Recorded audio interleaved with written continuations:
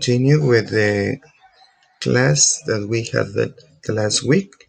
Remember that we are talking about different subcategories of lexical verbs, no? So we have seen a lot of different types of lexical verbs. Here we have the transitive verbs, intransitive verbs, then we have the detransitive verbs, intensive, complex transitive, and prepositional lexical verb. So we did the last class until the intensive verbs, no? Transitive, intransitive, intransitive, and intensive. So now we are going to give a fast review, a quick review about the four first, and then we pass to the second ones. So let's start with the transitive verb. Remember, what are the transitive verbs? So these verbs require a single noun phrase to be a complement of its verb. The noun phrase is said to act as the direct object of the verb, right? For example, here you have this sentence, no? Phil reads affectionate cats. So this is a verb phrase, all right? And reads is the verb, and then we have a noun phrase that is the complement. So we have a relationship called head complement relationship. And the noun phrase, as we have seen, is the direct object of the verb. No? So this is the transitive verb. Transitive verbs are the verbs which take an object. What about the intransitive verbs? They don't require any further constituent in the verb phrase. Intransitive means no complement. They don't have and they don't need a complement. So here you have this verb phrase in its own right. They can be alone. Okay, so as you can see in the example, Omar sighed. So no any other complement, just a verb. Then we have the detransitive. The transitive verb take two objects, two noun phrases as complements. And the most common verbs with this kind of structure are the verb give, send, and buy. So here we have William gave Millie some money. So notice that we have two noun phrases. So the other example, the staff sent the general a message. Again, we have two noun phrases. And the last sentence, Max buys his son a laptop. Again, we have two noun phrases. All right? So here we have the transitive verb, two objects. Now, let's pass to the intensive verbs. Intensive verbs are the verbs which describe the subject, all right? Remember that these verbs are as a linking verb. No? Here we have, they are also called copular verbs. And the words or phrases after the verb work as the subject complement or predicatives. So here we have that this means that they apply to the subject and not to the verb. And they are followed usually by a noun, adjective, or a prepositional phrase. Let's see the examples. It is rather extravagant. So here you have the verb is, the verb be is the intensive verb, and it's followed by an adjective phrase that is rather extravagant. And this adjective phrase is giving more information about the subject. That's why we say that this is the subject complement. And we join this subject complement with a verb be. Another example, Sigmund was an auctioneer. Again, here you have the verb be now in past. This is the intensive verb, and then we have it's followed by a noun phrase. This noun phrase is the subject complement of these sentences of Sigmund. All right? So we know that Sigmund is an auctioneer, was an auctioneer. So we are talking about the subject. This noun phrase is talking about the subject. Then we have Oscar and the first mate were in the engine room. So again, here we have the verb be in past, no? Intensive verb, and it's followed by a prepositional phrase. All right? This is followed by a prepositional phrase. And again, this prepositional phrase is talking about the subject. It's indicating where is Oscar and the first mate. All right? Now let's continue with the complex transitive verbs. The complex transitive verbs are going to have two complements, but here, in difference with the transitive, remember that the transitive take two objects. Here now we are going to have one object, one direct object, that is a noun phrase, and an object complement, that is a predicative. So they don't get confused with the intensive verse. Intensive verse takes a subject complement, and this is an object complement. So we have a difference with the transitive and intensive. Yeah? Let's see. Jack finds his own jokes extremely funny. So here you have finds is the complex transitive verb. Then we have the noun phrase, that is the direct object. And then we have here a complement, that is an adjective phrase. And this adjective phrase, extremely funny, notice that it's going to talk about the object, not about the subject. We are not talking about Jack. We're talking about the jokes. That is the direct object. So that's why we say that this is an object complement or predicative. Another example. They made Stella their spokesperson. So again, made is the complex transitive verb. Stella is the noun phrase or direct object.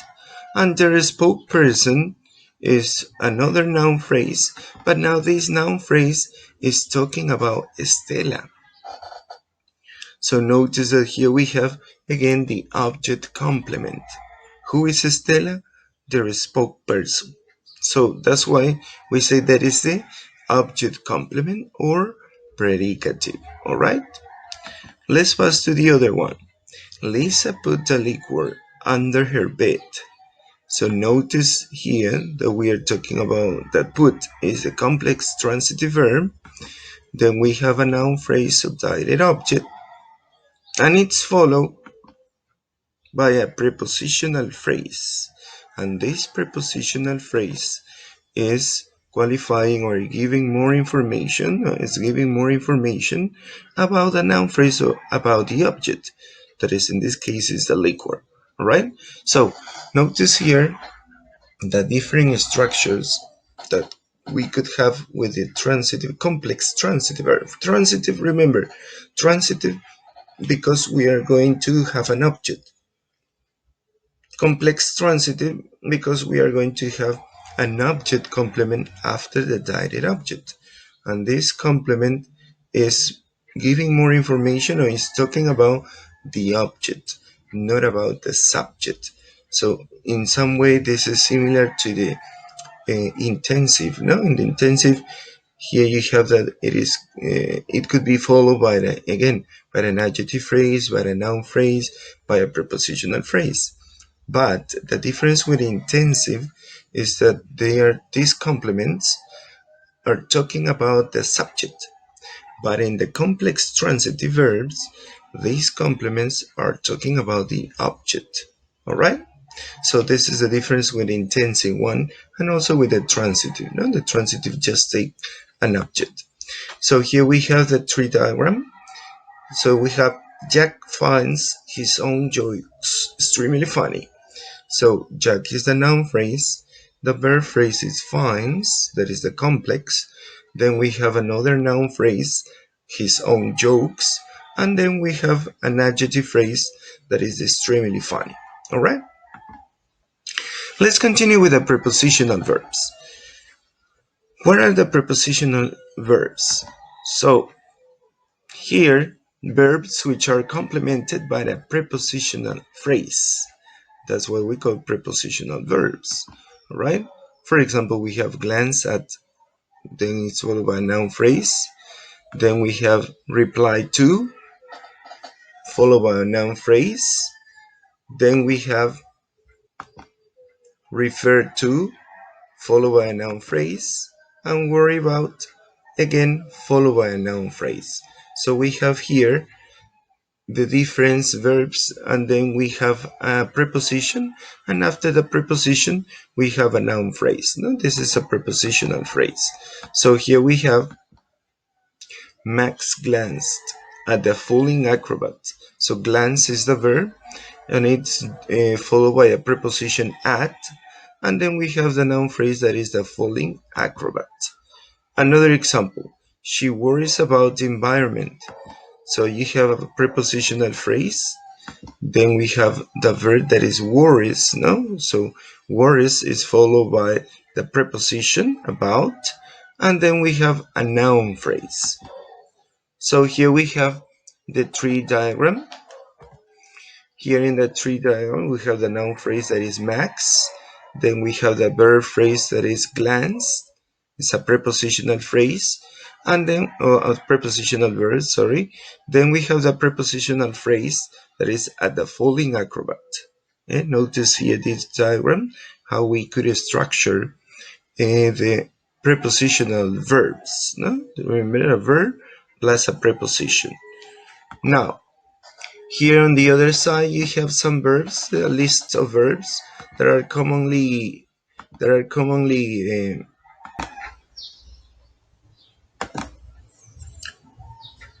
followed by the different prepositions that you can see here, right? So you have to, for, from, at, and up. No? So here you have a list: adapt to, add to, agree to, apologize to, and so on. With for the same: admire for, apologize for, ask for, no? From, abstain from, graduate from, hide from.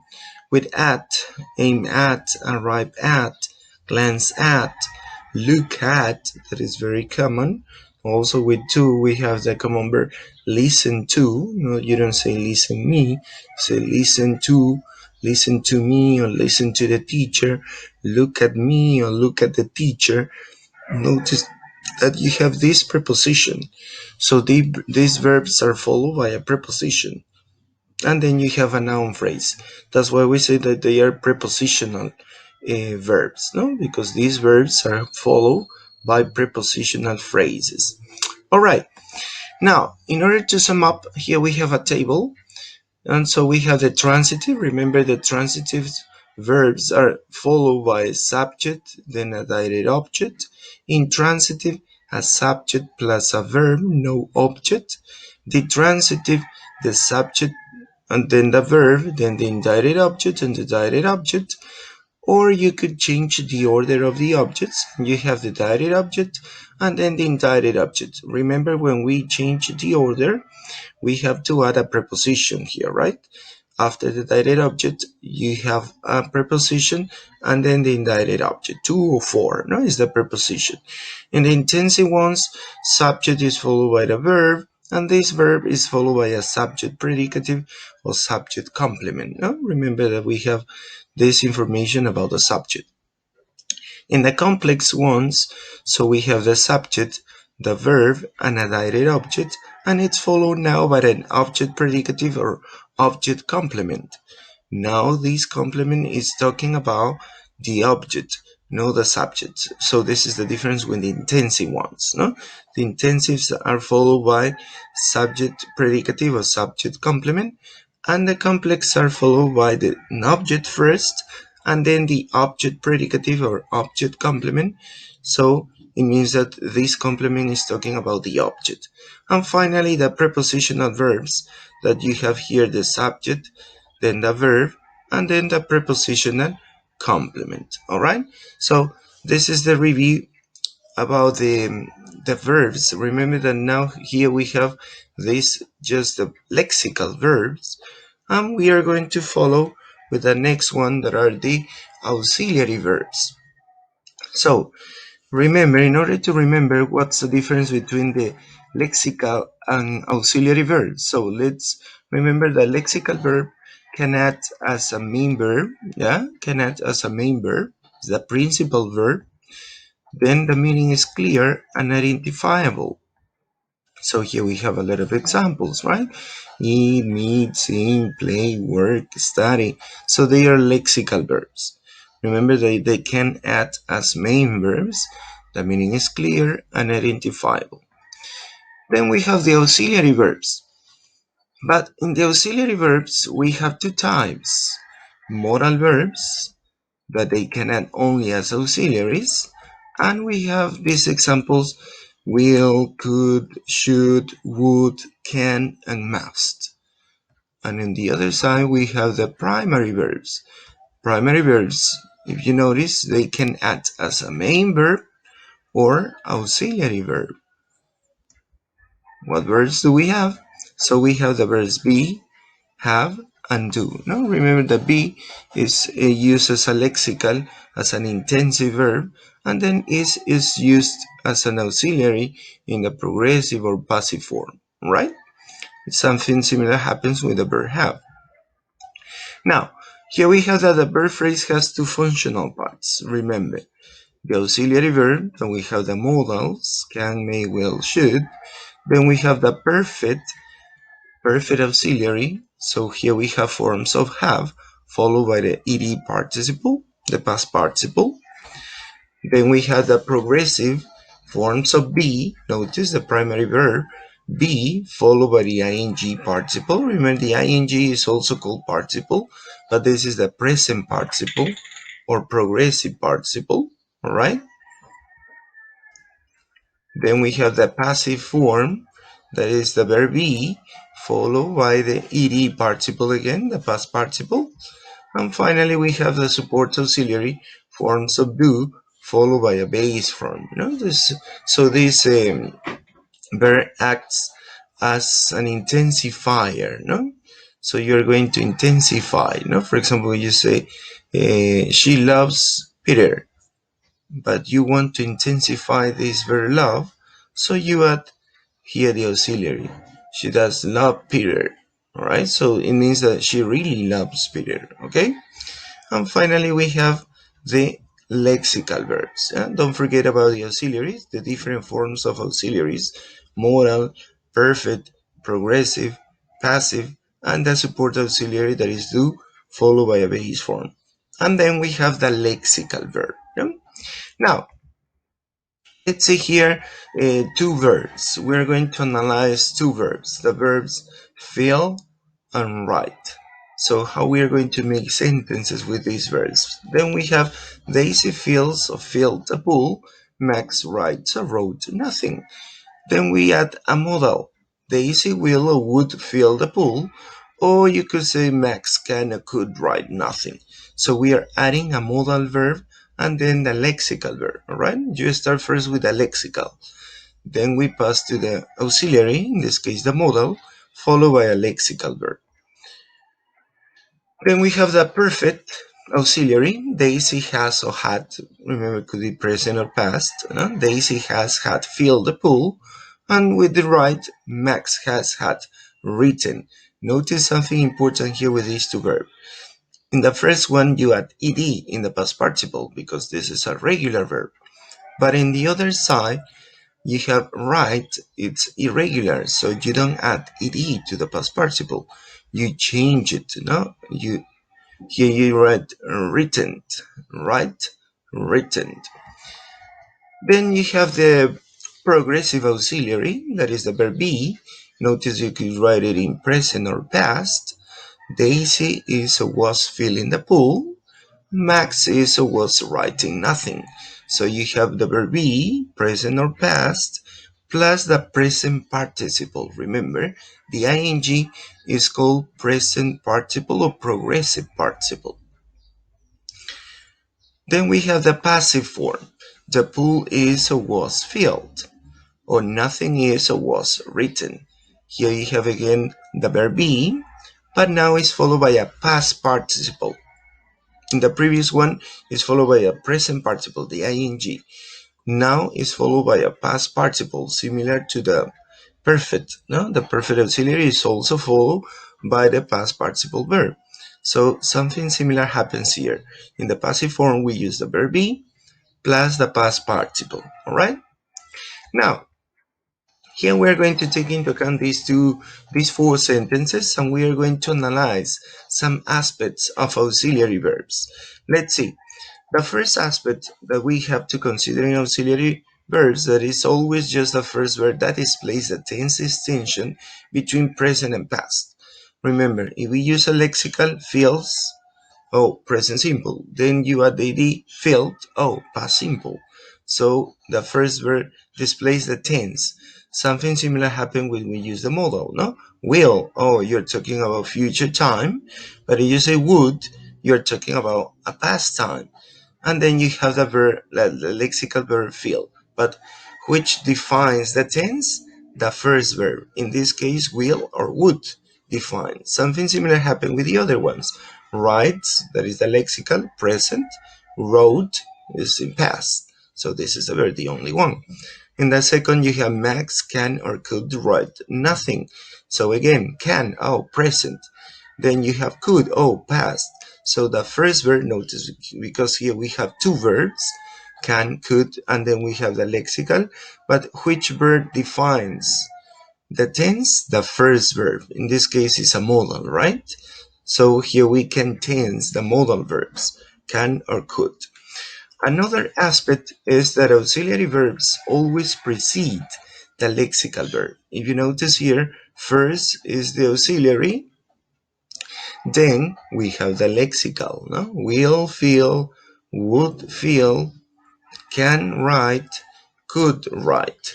So here we have these aspects. And a third aspect related to this is the form of a verb is determined by the verb that precedes.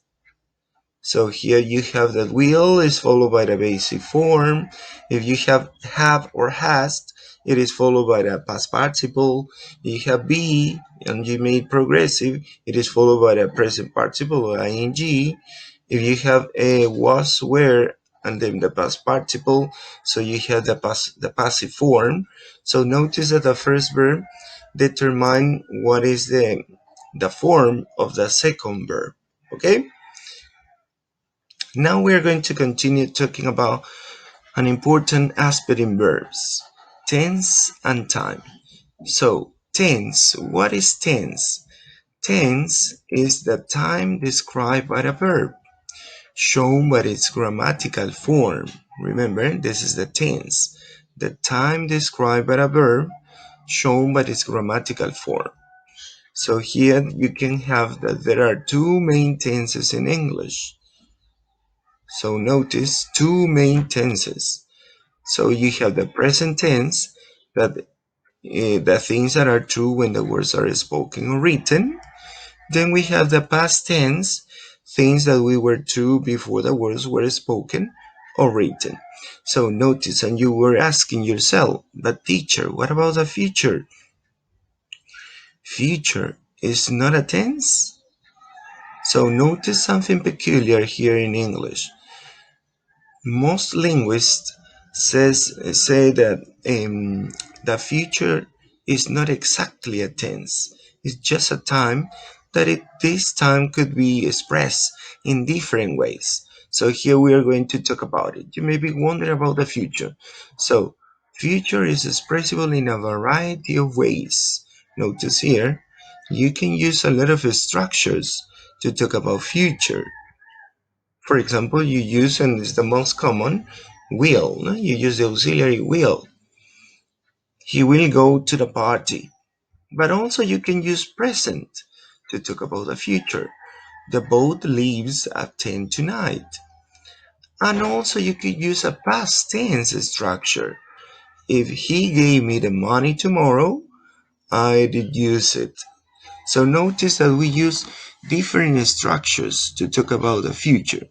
That's why we cannot say that this is specifically a tense, because it doesn't have a specific structure to be talking. So you use will, also you use going to, no? Be going to talk about the future.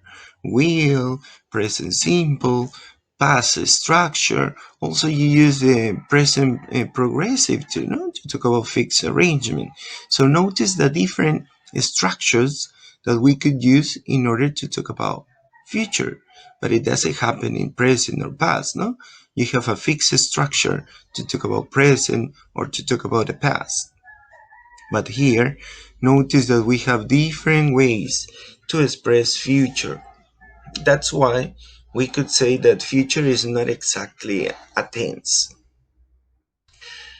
Furthermore, will is capable of expressing ideas other than future time. No? So we will, you can make promises, you can make offers, you can make instant decisions. No? So notice that it has a lot of uses. Another example you have here, he will keep pestering me. Pestering me is similar to say bother me or disturbing me.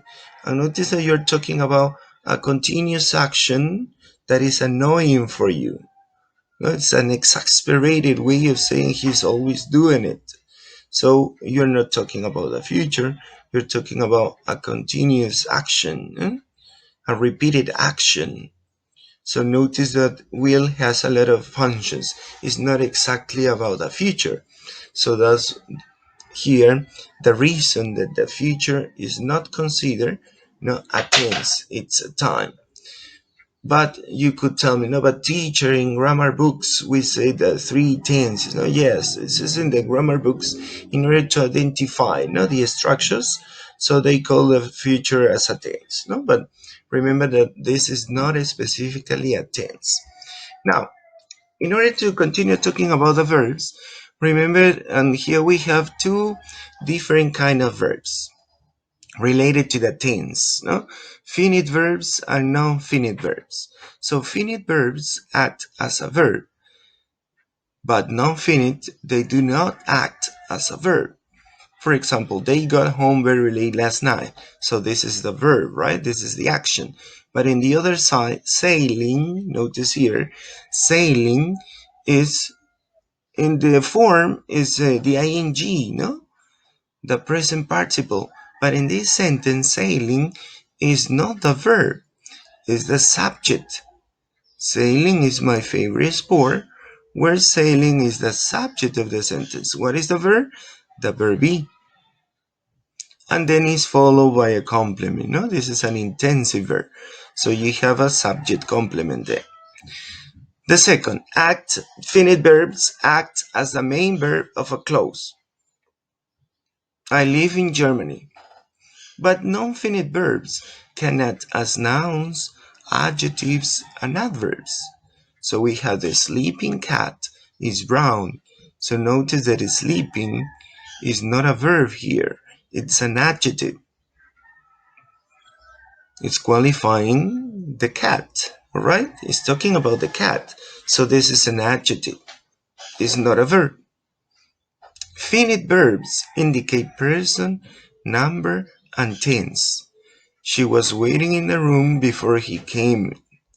So you have here was, because you're indicating third person singular. Then a tense, that is the past continuous, and then the past simple. And you use was because she is also singular, not third person singular. So you're talking about a number, you're talking about a person, and also they are tense. Remember, this is the principal characteristic. Finite verbs are tensed. So you can put it in the present, past, and also in the future time. No? But on the other side, non-finite verbs, they don't indicate person, number, and tense. Look at the example below. She tiptoed around the house so as not to wake anyone. To wake. Notice here to wake, it doesn't indicate specifically a tense. No? The first verb indicate a tense, tiptoed. Oh yeah, ed, regular, past simple. But to wake is not indicating a tense. It's not indicating a person or a number. So that's why we have this as a non-finite verbs. Finite verbs used in present tense are past tense. No? You promised me the last ticket. But on the other side, non-finite verbs are infinitive gerunds, and participles. I struggle to understand. To wake, sleeping, notice. So we have the infinitive, gerunds, and participles. And the last aspect about finite verbs is that they appear independent and independent clauses. Jean said that he enjoyed painting. So they can appear on independent or dependent clauses. And then the infinite verbs appear in infinitival, participle, and gerund participle clause. Kids like to play on computers. So you don't have here exactly a independent or dependent clause, right? So don't forget about the difference between the finite verbs and non-finite verbs. Now, here we have a contrast between the lexical and auxiliary verbs, and we have this. In questions, auxiliary verbs can move in front of the subject, or MP. A lexical verb cannot. No? So you know that. No? In English, we use in questions and negative sentences an auxiliary. No? The negative particle not or n apostrophe t can attach to an auxiliary, right? So you do this with the auxiliary verbs. Remember, we are going to use them, but in a different position when we have questions and negative sentences. And we cannot do this with the lexical verbs. No? Now, look at here. He can go is an affirmative. Then to make a question, what do? You invert, right? You change the position of the auxiliary before the subject. Can he go? And in the negative, you add the word not. He cannot or he can't go. The other example, he is going, notice be, then the present participle, then you change the verb be before, no, you put the verb be before the subject. Is he going? In the negative, you add the word not. He is not, or he isn't going. But what about the lexical verbs? Notice the lexical verbs. In the lexical verbs, we cannot do that, right? He spoke he spoke not, or spoken. It's impossible, right? Lexical verbs are not used with inversion, are not used with the negative forms. He drinks is the affirmative. Drinks he? No, you cannot do that. He drinks not, or he drinksn't. No, right? It's not possible to do this. So how do you make sentences or negative and questions with the lexical verbs? So you're going to do it in this way. You use the auxiliaries. Did he speak? He didn't speak. Does he drink? He doesn't drink. Notice that you cannot change the position of the lexical verb. They are after the subject. In order to make questions, you add an auxiliary verb. In order to make negative, again, you add an auxiliary plus the word not. So this is a difference between the auxiliary verbs and the lexical verbs in this structure. Then here you have another example, and this is about a special verb, the verb need. Need could also act as a lexical, as an auxiliary verb. He doesn't need to go, or he doesn't need a drink. But notice the other, he needn't go. So what's the difference between he doesn't need to go or he needn't go? So when you use as an auxiliary, you emphasize that it's not necessary to go. It's stronger. Yes? You have a strong emphasis that it's not necessary to go. This is the difference with he doesn't need. And you could use both. He doesn't need to go or he needn't go. In questions, does he need to go or does he need a drink? Notice that when you use it as an auxiliary, you can invert the verb need and you say, need he go? All right? Need he go? Notice the difference again here is that when you use need as an auxiliary, it is stronger. Strong emphasis that you don't need to do something. It's not necessary to do something. All right.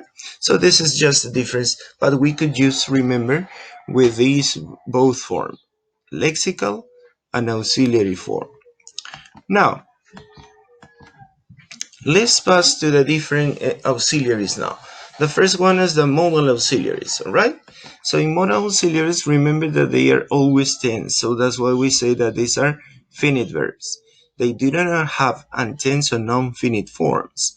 This distinguishes them from the primary auxiliaries, do, have, and be, and also from lexical verbs. No? So here we have that we have these modals in present: can, will, shall, may. Notice the will is put into the present, all right? It's not into the future because will can use in different aspects. The past of these modals are can, could, will, would, shall, should, may, might. Notice that we have present and past. So they are tensed. They are finite verbs, okay? Look at the other one, the perfect auxiliaries. So now we are going to use the verb have. Remember that have is a primary verb. It's used as an auxiliary, but it's also used as a main verb, a lexical verb. So we have here the difference between these two sentences. No? The first one with the 2 seconds. I have a lovely bunch of coconuts. So here you use it as a lexical verb. No? Here you can find that this have is transitive because it has a noun phrase, and direct object. No? It has a direct object after the verb. So that's why it is a transitive verb. All right? Here have is used as a lexical verb. In the 2-second sentences, in the next 2-second sentences, the auxiliary have is described as the perfect auxiliary. Daisy has or had filled the pool, or Max has had written nothing. So notice that we have present or past, no? Perfect could be present or past. Has, had. Then we are going to analyze more structure, but basically it is called the perfect auxiliary, and we use the verb have as the auxiliary verb. All right? Perfect have is always followed by another verb. Remember, it's followed by a past participle verb. So here again, auxiliary has had, and it's followed by a past participle verb.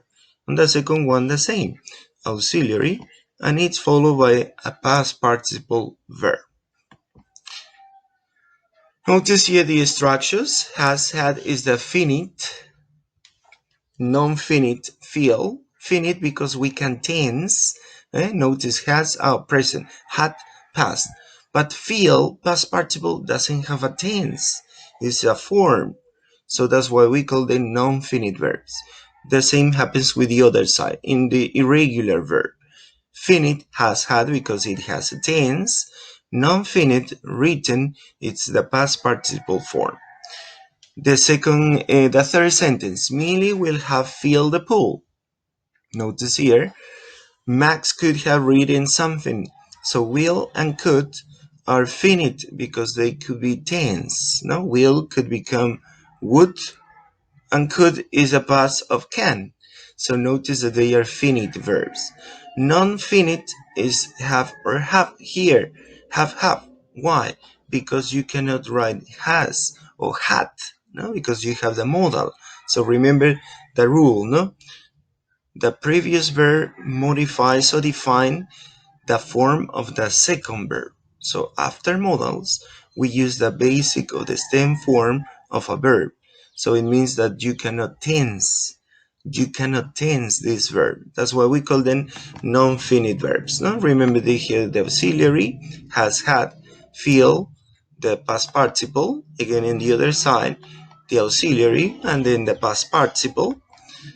Again, you have here the auxiliary, have, and then before we have the modal, right? Modal, auxiliary, and then the past participle. Let's continue with the progressive auxiliaries. In the progressive auxiliary, remember that we are going to use the verb be. And be is the auxiliary, right? Because the next verb, the present participle, is the main verb. So what is the auxiliary? Be. And this is called the progressive auxiliary. So we have be can function either as an auxiliary or as a lexical verb. And remember that these are the primary verbs. They could be used as a lexical and they could be used as an auxiliary verb. Lexical be is the intensive verb, no? As we have seen before, the copula. We call this the copula, copulative verbs. The example, Kublai Khan was very extravagant. Here was is the intensive verb, and then you have an adjective phrase, all right? One adverbial phrase. But notice the second example. Nanny is being a nuisance again. Notice that you have twice the verb be. The verb be is as an auxiliary, and then you have again the verb be, but this be is with the ing form. Okay? So we have Nanny is being a nuisance again. So you have the two uses of the verb be as an intensive or lexical, and then we have as an auxiliary in the progressive form. Then it's followed by another verb in the present participle form. And in this case, you have twice the verb be. No? So here we have again these two sentences. Daisy was filling the pool. Max is or was writing nothing. Again, was is the finite verb because it could be tense. It can be tense. And non-finite is the present participle verb because this feeling could not be tense. The same happened with the other one. Max, finite, is or was, it can be tensed, and writing cannot be tense. So that's why it is called non-finite verb. Again, you have the auxiliary, is was, feeling the present participle, remember, or progressive participle. In the other sentence, the same auxiliary is was, and then we have the present participle. Remember, the ing is called the present participle. And in the last sentence, Nanny is being a nuisance again. Here you have twice the verb be is as an auxiliary, that is the finite verb, and being the non-finite verb because present participle cannot be tense, all right? The auxiliary and the present participle. Remember, this is the present participle. Now, here you have more structures with the progressive. You may be wondering, notice that now you have a modal. After the modal, you have the progressive auxiliary, and then finally you have the present participle verb. So we have the modal, then we have the progressive, and finally we have the main verb that is the present participle form, wondering. Millie has been using the bleach. Again, here you have the perfect auxiliary, has. Then we have the progressive auxiliary, and finally we have the present participle or the verb plus ing, no? Using, wondering, using. Remember, these are the present participle forms. Finally, we have another auxiliary. Notice we start with one, then two, and now we have three. Bill might have been teasing you. So you have the modal that is might. Then we have the perfect auxiliary that is have. Then we have the progressive auxiliary that is be, but in this case been, because the previous verb is the perfect one, and you know that after the perfect auxiliary the next verb must be in the past participle form, but this past participle form now is the progressive auxiliary of the verb teasing. Notice how the first verb define the form of the second verb. Might is followed by the perfect, but just have. No, has, right? You cannot write has because before you have a modal verb. And the rule says that when you have modals, you need to use the verb in a basic form, have. And then you have be, because the progressive forms are used or are made with the be plus the ing, right? So, but this be could not be is or am or was or were, no. So you have to write it in past participle because of the verb have. So notice here the relationship. No? The first verb defines what is the form of the second verb. Okay? And you know,